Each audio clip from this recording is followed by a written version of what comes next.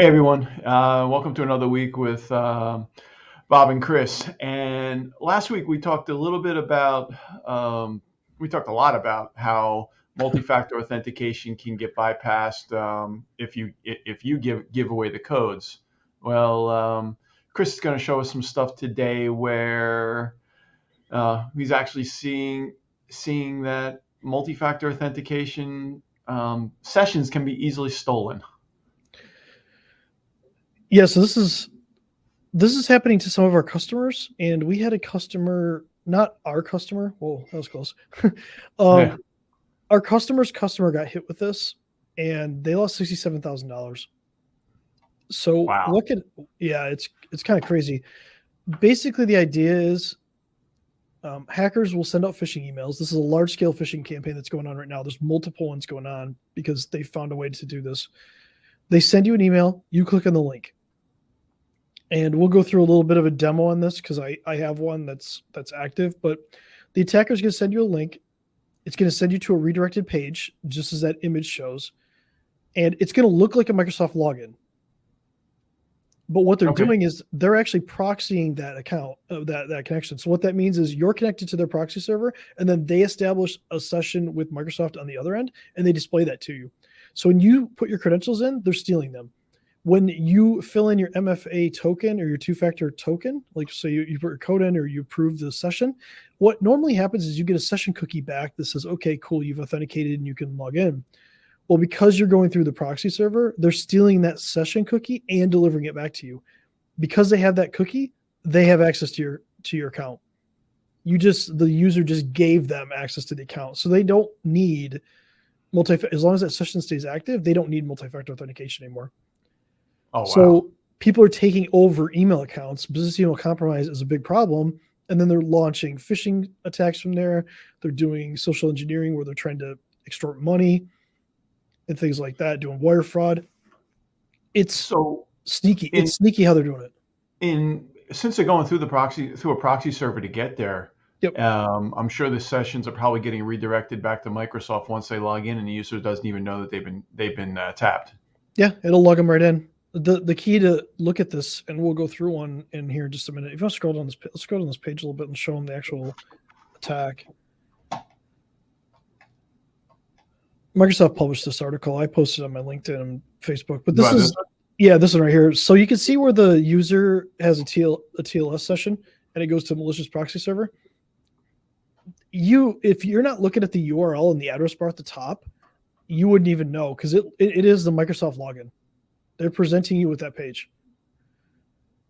And yeah, so this is getting users. So this again goes back to defense in depth and why we have to educate users and why we have to be very careful about what's happening. And a lot of these domains for these proxy servers are getting caught, but they're getting caught 24 hours later.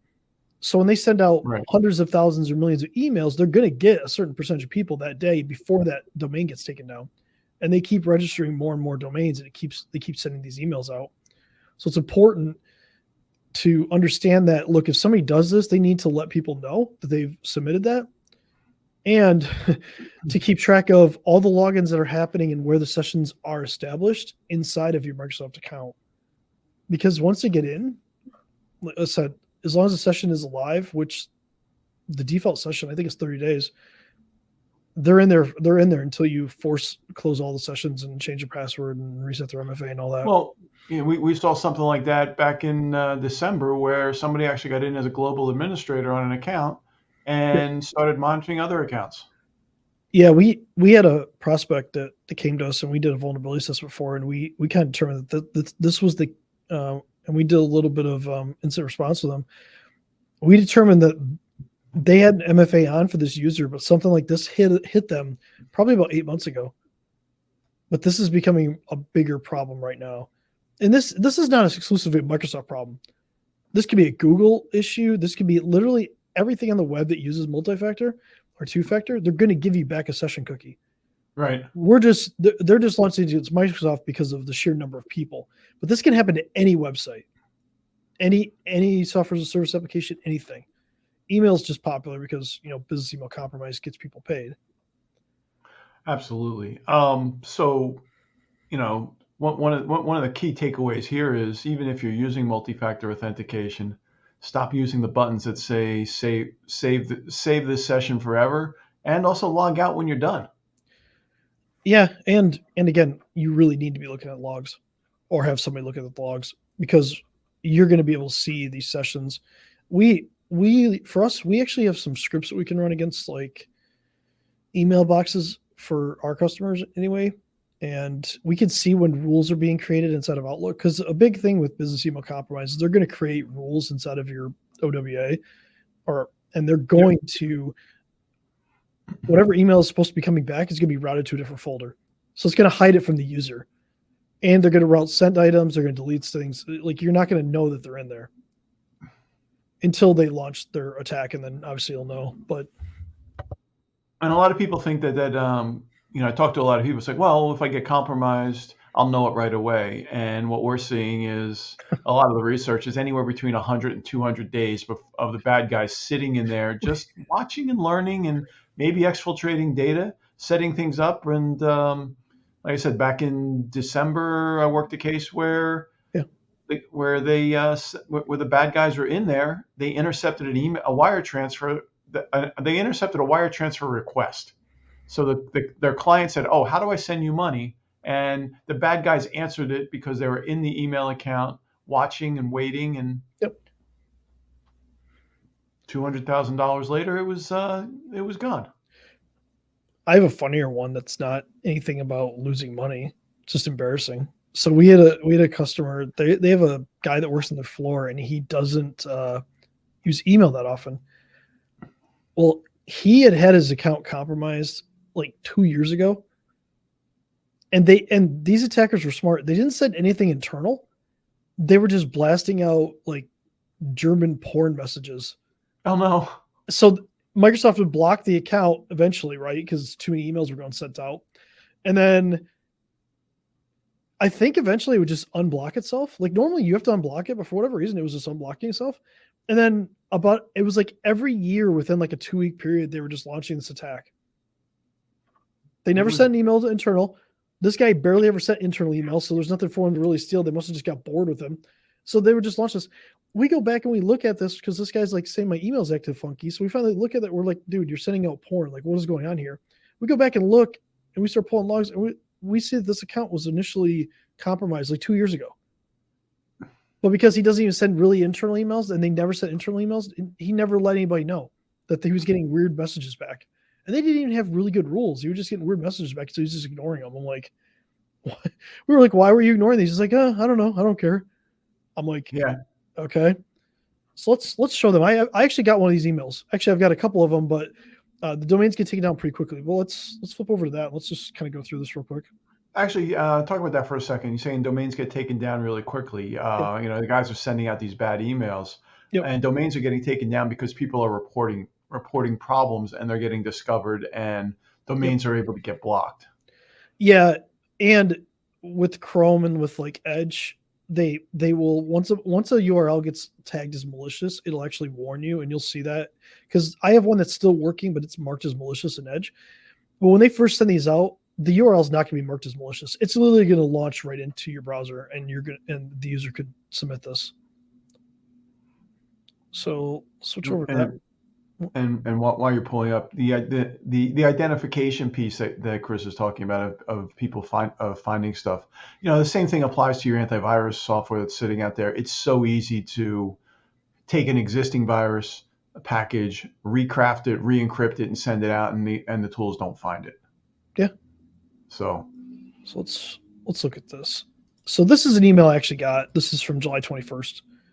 And it's a little eye chart. What? It's an eye chart. Yeah. Oh, is it small? Yeah. Yeah.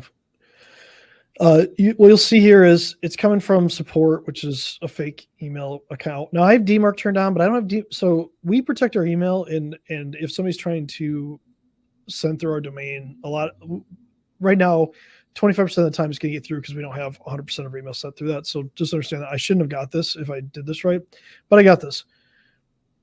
If I click on this domain, this link right here, what's going to happen is it's going to launch URL.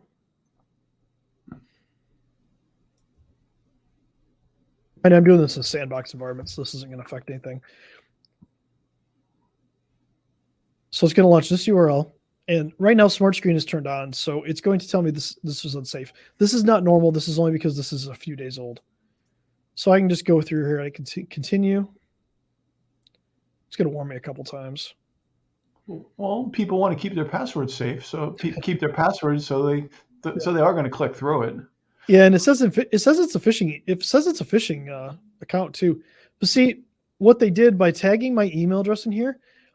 Now, I'm gonna out myself here, and I'm probably gonna have to go make sure I nuke these accounts, like whatever. But like, so I have a personal account because a long time ago Microsoft wouldn't let you sign into certain things with the work account.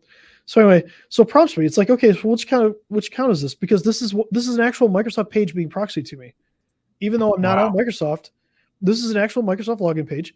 It's saying, okay, do you want to log into your personal account or your work account? So if I click my work account. So before you do that, though, the URL up top doesn't say Microsoft. No, and I don't want to out these people, but they got their domain taken over. So if I click on this, and I'm really going to put myself out there on this because this is my email account. What you're going to see, I have passwordless login turned on, so I have to put a code in. So if I look at this, I am getting my MFA prompt or I am getting my passwordless login prompt on my phone right now. And if I put my number in here, they're going to complete the login process. They're going to steal my session cookie and they have access to my account. Now, I'm not going to do that. Clearly. Yeah, please don't do that. No, no, I'm not going to do that. I can even choose use password here and just go to this, but look, it's going to like go back. This really is Microsoft though, right now. This is serving me a Microsoft page. Yep, 100%. And I chose no, that's not me. So just to block it. This should send me back just to the password page from Microsoft. I don't know. Their proxy might. Oh, see, I got request denied there. So that was me denying their request. But see, this is still the Microsoft page saying, hey, look, if you want to log in with your password, go ahead. It's still going to prompt me for my multi-factor after that. But like, again, this is a live phishing site. Wow. If your users don't get that message, even if they do and they click through it and they submit their credentials here, they have access to that account now. And now, is this a great email? No, this is not a great email. It's the worst email I've ever seen. But it puts a sense of urgency, right? Your password has expired. You're required to keep your password to avoid login and access interruption. They spelled interruption wrong, so there's a to your Microsoft account. Some people might not catch that. Again, they're trying to get you. They're showing a sense of urgency. They're trying to get you to click on it, and once you click on it, marketing 101. They serve you up their Microsoft page, and if you're not paying attention to this address bar up here, and you submit those credentials, they now have your they now have a session cookie, and they have access to your account. So whatever you have access to. So if you're somebody out there that's running and you're running as a global administrator at Microsoft, well, guess what? You just gave them global admin to your entire Microsoft account. They can do what they want. They can buy licenses. They can they can create email accounts. They can if you have licenses available, they create an email account that you don't even know about. We did an assessment about 6 months ago for a company, and we checked out their Office 365 environment. There were 6 more domains registered in their account that they had no idea who they were. Yep. So somebody had their global admin compromised, and they just started adding domains. Yeah. And if you have free licenses, they can use one license and use all of those domains. And you're right. They did have free license because it was a nonprofit that had extra stuff sitting there. Yeah. And by free, I just mean available, but yeah, free too. That's even worse. Because now they can actually create multiple ones dedicated to each one. So I guess we hope this is helpful for everybody, because this is stuff that's actually happening right now. This is ongoing attacks. It's something that you have to be mindful of, especially with your users. And again, it just goes back to why just one security defense isn't enough. There has to be a defense in depth approach where we're doing multiple things to protect accounts, to make sure that if one protection fails, we have something else in place that can help us detect it and then respond to it. So if somebody at a company Mhm. reports to the office manager or something that they got one of these emails and they clicked through and did it, what should they be doing today? One of the great things about Microsoft is you can go in and nuke all sessions. So you can actually close out a user session. So obviously disable their account, reset the password, nuke all the sessions. And I say disable the account because that session sign out doesn't work immediately. Okay. So it takes a couple minutes. So I would disable the account first, sign them out of all their sessions inside the portal, and wait a few minutes, let that go, and then change your password. You don't have to reset their MFA because, again, they're not stealing the actual MFA. They're stealing the cookie that gets generated when you log in. But you need to kill all of the sessions. You need to tell Microsoft, look, if there's a session open, kill it. And that's going to force them to sign into everything again. But that's including on computers and stuff like that. So it's probably going to prompt them for MFA a lot of other places. That's fine. That's what you want. You want to kill those sessions.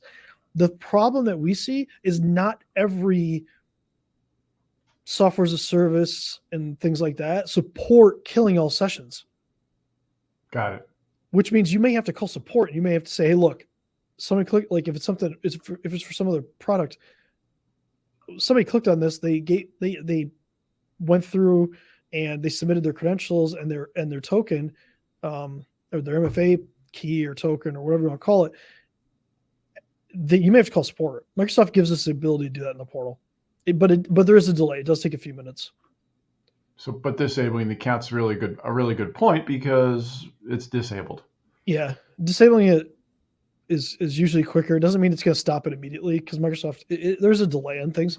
But I would disable it, change password, and sign them out of all the sessions, and then give it a few minutes. And if the person that did it was a global admin, give us a call. If they tell you too late and you're really scared, you really need to do probably instant response, and that's a different topic. We can maybe go through what instant responses later, but that's where you want to bring a company in to actually piece together the entire thing and kind of go back through it, because especially if you have critical data that could have been accessed, then that's a bigger problem. Yeah. So, okay. All right. Well, a little long today, but have a great day and give us some top. If you have an idea for something you'd like to hear in the future, please comment below. DM Chris or me if you've got active issues or even questions. We're always here to talk. And if you've seen emails like this and stuff like that, hit us up. Let us know, because like we're seeing this with our customers. So people out there clearly have to be seeing this. So if you know anybody that's experienced this or anything like that, share with us. Let us know, and we're glad to help. So.